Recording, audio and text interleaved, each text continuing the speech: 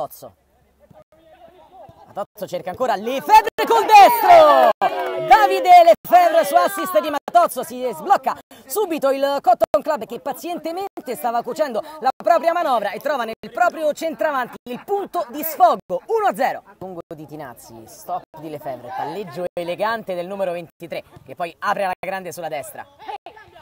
Blandino infatti è largo a sinistra, Nolano è un po' abbandonato in mezzo, bene in possesso il Cotton, ma sicuramente meno bene quando viene attaccato centralmente da queste scurribande. Nolano, Matozzo dialogano bene, poi Lefebvre e Matozzo, Lefebvre!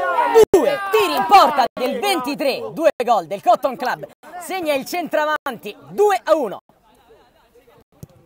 Ha preso il comando delle operazioni a centrocampo Nolano, buco della difesa di Cod. Occhio ancora a Lefebvre che stavolta sbaglia. Bravo Simone, bravo. Nolano, Lefebvre dalla gran distanza, vuole caricare il destro, Lefebvre, Scalibastri, scende ancora bene sulla sua destra. Questa è un'altra gran giocata di Lefebvre, rientrato da poco, dimostra di essere comunque fresco.